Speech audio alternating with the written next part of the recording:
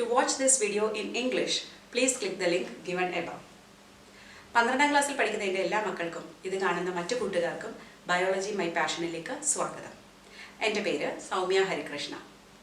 നമ്മൾ ഇന്ന് പഠിക്കാൻ പോകുന്നത് ഇന്റർ സ്പെസിഫിക് ഇന്ററാക്ഷൻ അഥവാ സ്പീഷീസ് ഇന്ററാക്ഷനിലെ രണ്ടാമത്തെ ടൈപ്പ് ഓഫ് ഇന്ററാക്ഷൻ ആണ് കോമ്പറ്റീഷൻ. കഴിഞ്ഞ വീഡിയോയിൽ നമ്മൾ പ്രിഡേഷനെ കുറിച്ച് പഠിച്ചു. ഇന്ന് നമുക്ക് കോമ്പറ്റീഷനെ കുറിച്ച് പഠിക്കാം. അപ്പോൾ കോമ്പറ്റീഷൻ എന്ന് പറഞ്ഞാൽ എന്താണ്? രണ്ട് സ്പീഷീസ് കോമ്പറ്റീഷനിൽ ഇൻവോൾവ് ചെയ്യുമ്പോൾ രണ്ടുപേർക്കും നെഗറ്റീവാണ്, അതായത് രണ്ടുപേർക്കും ഹാംഫുൾ അല്ലെങ്കിൽ ഡെട്രിമെൻ്റൽ ആയിട്ടുള്ള ഒരു ഇഫക്റ്റാണ് ഉണ്ടാകുന്നത്.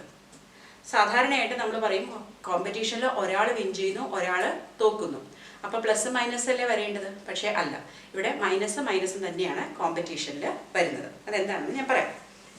ഇനി കോമ്പറ്റീഷൻ നടക്കും എന്ന് പറയുമ്പോൾ തന്നെ നമ്മുടെ മനസ്സിലോട്ട് രണ്ട് കണ്ടീഷൻസ് കടന്നു വരും. ഒന്ന്, റിസോഴ്സസ് ലിമിറ്റഡ് ആയിരിക്കും, അപ്പോഴല്ലേ കോമ്പറ്റീഷൻ ഉണ്ടാവുള്ളൂ. ആവശ്യത്തിന് റിസോഴ്സ് ഉണ്ടെങ്കിൽ കോമ്പീറ്റ് ചെയ്യേണ്ട കാര്യമുണ്ടോ? ഇല്ല. രണ്ടാമത് ക്ലോസ്ലി റിലേറ്റഡ് സ്പീഷീസ്, അതായത് രണ്ട് വൈഡ്ലി റിലേറ്റഡ് സ്പീഷീസ് തമ്മിൽ കമ്പീറ്റ് ചെയ്യേണ്ട കാര്യമൊന്നുമില്ല. കടലിൽ കിടക്കുന്ന തിമിംഗലവും കരയിലിരിക്കുന്ന പട്ടിയും തമ്മിൽ കമ്പീറ്റ് ചെയ്യേണ്ട ആവശ്യമുണ്ടോ? ഇല്ല. അപ്പോൾ വളരെ ക്ലോസ്ലി റിലേറ്റഡ് സ്പീഷീസ് ആണ് കമ്പീറ്റ് ചെയ്യുന്നതാണ് നമ്മൾക്ക് മനസ്സിലേക്ക് നമുക്ക് കടന്നു വരുന്നത്. പക്ഷേ ഇത് എപ്പോഴും ശരിയായിക്കൊള്ളുന്നില്ല. മോസ്റ്റ് ഓഫ് ദ കേസസ് ശരി തന്നെയാണ്. റിസോഴ്സസ് ലിമിറ്റഡ് ആണെങ്കിൽ ഡെഫിനറ്റ്ലി കോമ്പറ്റീഷൻ ഉണ്ടാവും അല്ലേ. അതേപോലെ അടുത്തുള്ള സ്പീഷീസ് തമ്മിൽ കോമ്പറ്റീഷൻ ഉണ്ടാകാൻ കാരണം എന്താ? അവരുടെ ഫുഡ് ഏതാണ്ട് സെയിം ആയിരിക്കും, ആ റിസോഴ്സസ് സെയിം ആയിരിക്കും, അതുകൊണ്ട് തന്നെയാണ്. പക്ഷേ എപ്പോഴും ഇത് ശരിയായിക്കൊള്ളണമെന്നില്ല.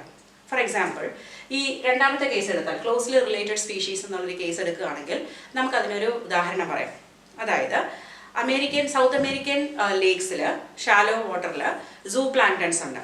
സൂ പ്ലാങ്ടൺസ് എന്ന് വെച്ചാൽ എന്താണ്? നമ്മുടെ വെള്ളത്തിൽ കാണുന്ന മൈക്രോസ്കോപ്പിക് ആയിട്ടുള്ള ആനിമൽസിനെ പറയുന്ന പേരാണ് സൂ പ്ലാങ്ടൺസ്. അപ്പോൾ അവയെ കഴിക്കുന്നത് ആരാണ്? ആ ലേക്കിലുള്ള ഫിഷാണ് അവയെ കഴിക്കുന്നത്. അപ്പോൾ ആ ഫിഷ് അതിനെ കഴിച്ച് നല്ല സന്തോഷമായിട്ട് ജീവിക്കുകയാണ്. പക്ഷേ ആ ലേക്കിലോട്ട് വിസിറ്റിന് വരുന്ന കുറച്ച് ഫ്ലാമിംഗോസ് ഉണ്ട്, ബേർഡ്സ്. ഈ ഫ്ലാമിംഗോസും എന്താണ് കഴിക്കുന്നത്? ഈ സൂ പ്ലാങ്ടൺ. അപ്പോൾ ഫിഷും ഫ്ലാമിംഗോയും തമ്മിൽ ഒരു കോമ്പറ്റീഷൻ. ഇവർ തമ്മിൽ അടുത്തുള്ള ഒരു സ്പീഷീസ് ആണോ? അല്ല, ക്ലാസ് തന്നെ ഡിഫറെൻ്റ് ആണ് അല്ലേ. ഫിഷ് പൈസസും മറ്റേത് എയ്സും ആണ്, എന്നാലും അവർ തമ്മിൽ കോമ്പറ്റീഷൻ. അപ്പോൾ ഇതിൽ നമുക്ക് മനസ്സിലാക്കാം ക്ലോസ്ലി റിലേറ്റഡ് സ്പീഷീസ് ആകണമെന്ന് ഇല്ല. അതേപോലെ മറ്റൊരു കാര്യമാണ്, റിസോഴ്സസ് ലിമിറ്റഡ് ആയിരിക്കണമെന്ന് എപ്പോഴും നിർബന്ധമില്ല. അതായത് ഇന്റർഫിയറൻസ് കോമ്പറ്റീഷൻ എന്നൊരു സംഭവമുണ്ട്. രണ്ട് സ്പീഷീസ് ഉള്ളപ്പം ഒരാൾ ഇത്തിരി സ്മാർട്ട് ആണെങ്കിൽ ഇത്തിരി സബ്മിസീവ് ആയിട്ടുള്ള അല്ലെങ്കിൽ പാവമായിട്ടുള്ള സ്പീഷീസിനെ തൻ്റെ കഴിവുകൊണ്ട് ഒരു ഓവർകം ചെയ്യാനുള്ള ഒരു ഇതുണ്ട്.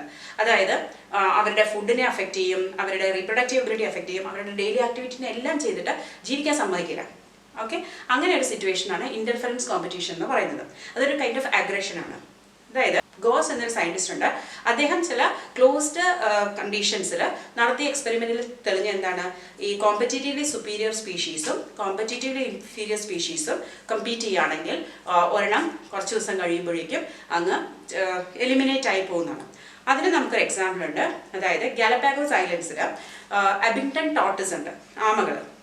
നമ്മൾ കുട്ടിക്കാലം എന്നിട്ട് ആമയുടെ കഥ കേട്ടിട്ടുണ്ട് അല്ലേ. ആമ പതുക്കെയല്ലേ പോകുന്നത്, ഫിനിഷിംഗ് ലൈനിൽ പതുക്കെ പോയി എത്തിയ കഥ നമുക്കറിയാം. പക്ഷേ ആമയ്ക്ക് പതുക്കെ മൂവ് ചെയ്യാൻ പറ്റുള്ളൂ.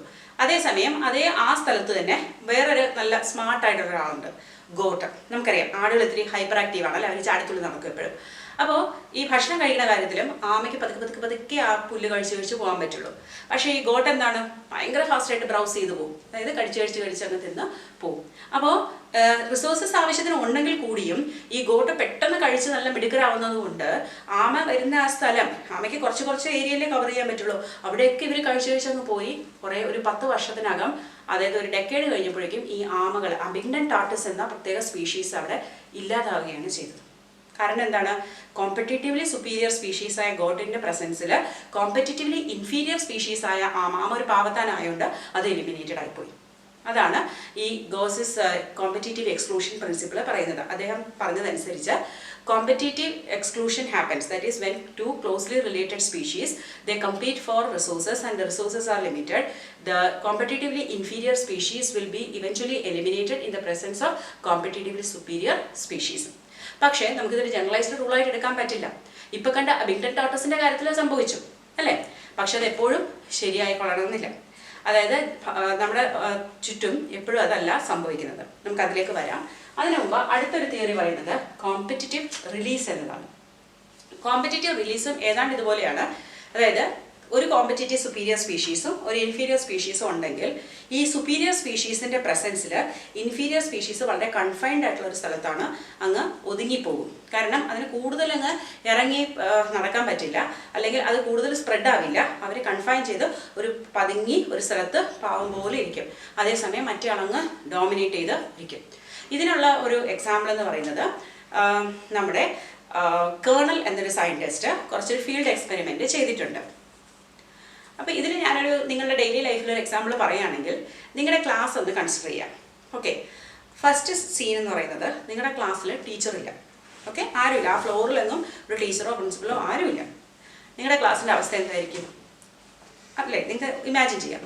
ഇനി രണ്ടാമത്തെ സിറ്റുവേഷൻ, ക്ലാസ്സിലെ ടീച്ചറുണ്ട്, തൊട്ട് മുമ്പിൽ കോറിഡോറിൽ തന്നെ നിങ്ങളുടെ സ്കൂളിലെ പ്രിൻസിപ്പലും നിൽപ്പുണ്ട്.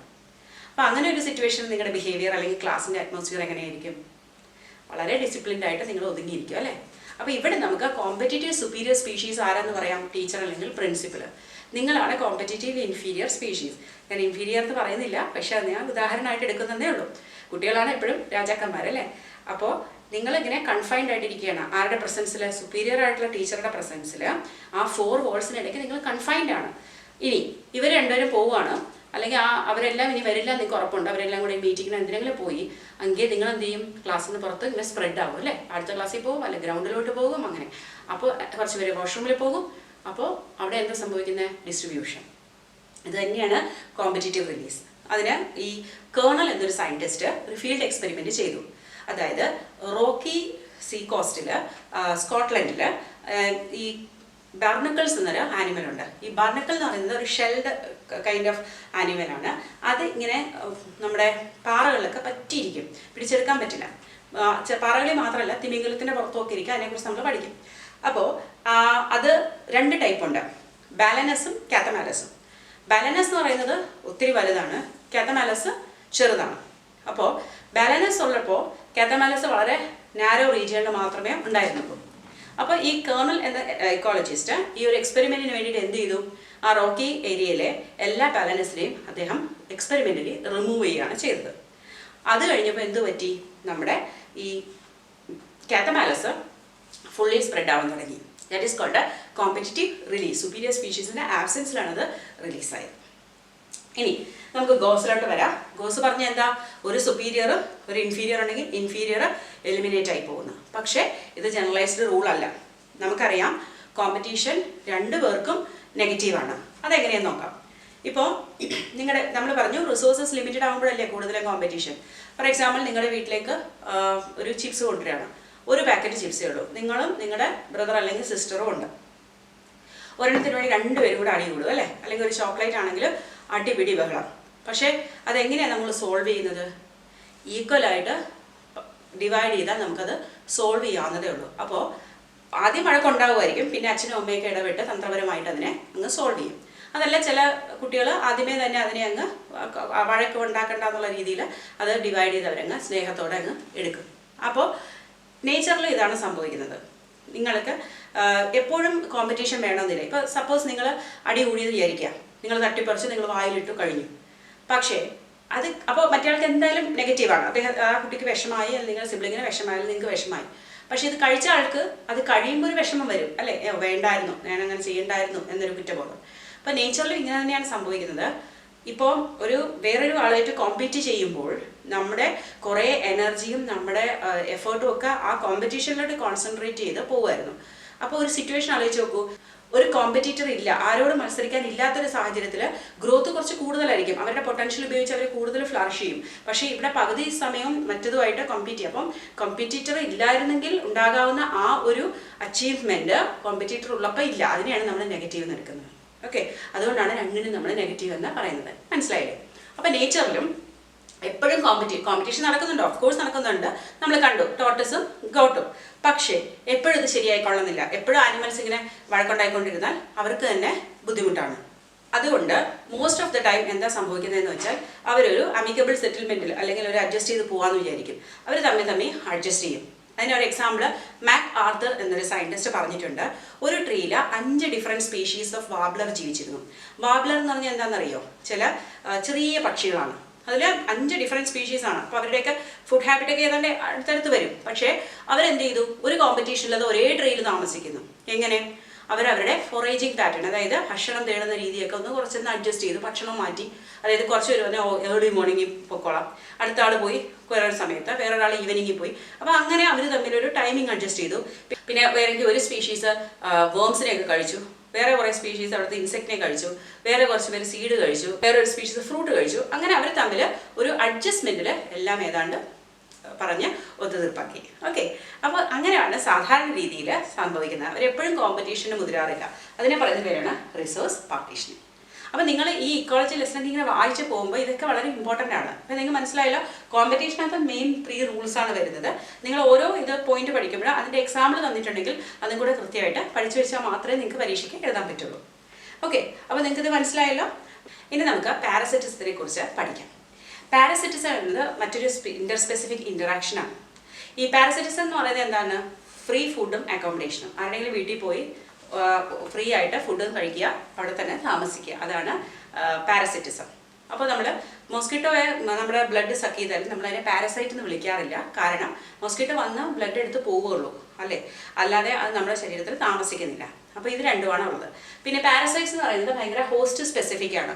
അതായത് എല്ലാവർക്കും എല്ലാത്തിനെയും അറ്റാക്ക് ചെയ്യാൻ പറ്റില്ല.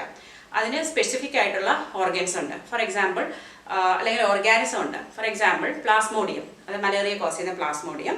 അവ അറ്റാക്ക് ചെയ്യുന്നത് ആരെയാണ്? ഹ്യൂമൻ ബീയിങ്ങിനെ. ഹ്യൂമൻ ബോഡിയിൽ വന്നാലും നമ്മുടെ ലിവർ സെല്ലും RBC ആണ് ടാർഗറ്റ് ചെയ്യുന്നത്. പിന്നെ അതിന് വേറൊരു ഹോസ്റ്റ് ഉള്ളത് മോസ്കിറ്റോ ആണ്. അല്ലാതെ ഏതെങ്കിലും ഒരു ജീവിയിൽ പോയാൽ അതിന് അറ്റാക്ക് ചെയ്യാനുള്ള സാധ്യത ഇല്ല. അതിനെയാണ് ഹോസ്റ്റ് സ്പെസിഫിക് എന്ന് പറയുന്നത്. പിന്നെ നമുക്കറിയാം, ഒരു ഹോസ്റ്റിനും ഇഷ്ടമല്ല, അല്ലെ, പാരസൈറ്റ് വന്ന് അതിൻ്റെ ബോഡിയിൽ ജീവിക്കുന്നത്. കാരണം അതിന് ന്യൂട്രിയൻസ് വലിച്ചെടുത്ത് അതിനെ വീക്കാക്കി കഷ്ടപ്പെടുത്തുമ്പോൾ അതിനെ എലിമിനേറ്റ് ചെയ്യാനുള്ള വഴി നമ്മൾ ഇവല്യൂഷനിൽ കൂടെ ചിന്തിക്കും, എങ്ങനെയെങ്കിലും ഇതിനെ ഒന്ന് ഗെറ്റ് റിഡ് ഓഫ് ചെയ്യണമെന്ന്. പക്ഷേ ഈ പാരസൈറ്റ്സ് എന്താ ചെയ്തതെന്നറിയോ? അവർ കോ എവല്യൂഷൻ നടത്തും. കോ ഇവോൾവ് എന്ന് പറഞ്ഞാൽ എന്താണ്? ഒപ്പം ഇവോൾവ് ചെയ്യാം. അതായത് ഈ ഹോസ്റ്റ് എന്ത് ടാറ്റിക്സ് ആണോ പുതുതായിട്ട് കൊണ്ടുവരുന്നത് ഈ പാരസൈറ്റിനെ പുറന്തള്ളാൻ, ഈ പാരസൈറ്റും അതേ രീതിയിൽ ചേഞ്ച് ചെയ്തിട്ട് ഇതുമായിട്ട് കൂടുതൽ അഡാപ്റ്റ് ആവാനുള്ള വഴി നോക്കും. അല്ലെങ്കിൽ അതിൻ്റെ ലൈഫ് ആകെ പ്രശ്നമാവില്ലേ? അത് അതിൻ്റെ ഒരു കഴിവാണ് കോ എവല്യൂഷൻ എന്നുള്ളത്. ഇനി പാരസൈറ്റ്സിന് കുറേ ക്യാരക്ടറിസ്റ്റിക്സ് അല്ലെങ്കിൽ അഡാപ്റ്റേഷൻസ് ഉണ്ട്. ഒന്ന്, loss of unnecessary sense organs. ഇനി ഇവിടെ നിങ്ങളാണ് പാരസൈറ്റ് എന്ന് വിചാരിക്കുക. ഓക്കെ, നിങ്ങളുടെ വീട്ടിലിപ്പോൾ നിങ്ങളൊരു പാരസൈറ്റ് തന്നെയാണ്. അച്ഛനും അമ്മയും തരുന്ന ഫുഡും കഴിച്ച് അവിടെ താമസിക്കുകയാണ്. പക്ഷേ നിങ്ങളെ അവരൊരിക്കലും പാരസൈറ്റ് ആയിട്ട് കാണുന്നത് നിങ്ങളുടെ ഒരു പ്രിവിലേജ് ആണ്, അല്ലേ? പക്ഷേ ഇപ്പോൾ നിങ്ങൾ പഠിത്തമൊക്കെ കഴിഞ്ഞ് നിങ്ങൾ വേറൊരു സിറ്റിയിൽ പഠിക്കാൻ പോകുന്നതെന്ന് വിചാരിക്കുക, +2 ഒക്കെ കഴിഞ്ഞിട്ട്.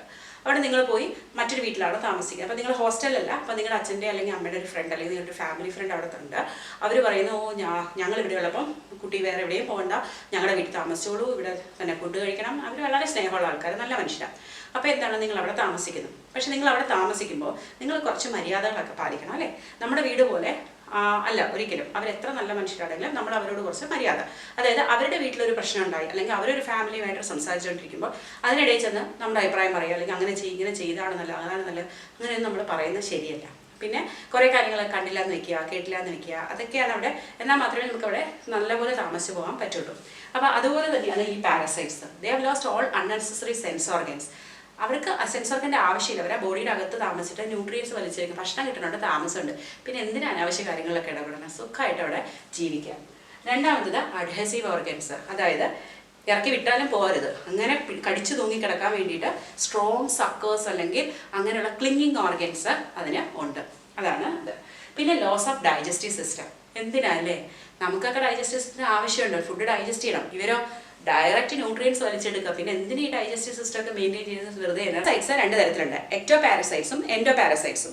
എക്ടോ എന്ന് പറഞ്ഞാൽ പുറത്ത്, എൻഡോ എന്ന് പറഞ്ഞാൽ അകത്ത്. അപ്പോൾ എക്ടോ പാരസൈറ്റ് എന്ന് പറഞ്ഞാൽ ഏതെങ്കിലും ഹോസ്റ്റിൻ്റെ പുറത്ത് ജീവിക്കും. അതായത് ഹ്യൂമൻസിൻ്റെ നമ്മുടെ തലയിലൊക്കെ പെയിൻ കാണാം, അല്ലേ? അപ്പോൾ ആ പെയിൻ സ്കിന്നിൻ്റെ പുറത്തല്ലേ, അപ്പോൾ അത് എക്ടോ പാരസൈറ്റ് ആണ്. അല്ലെങ്കിൽ ടിക്സ്, ഈ ചെള്ളെന്ന് പറയുന്നത് പട്ടിയിലും പൂച്ചയിലും ഒക്കെ കാണും, അതും എക്ടോ പാരസൈറ്റ് ആണ്. അല്ലെങ്കിൽ ഫിഷിൽ കാണുന്ന ഒരു എക്ടോ പാരസൈറ്റ് ആണ് കോപ്പിപോഡ് എന്ന് പറയും.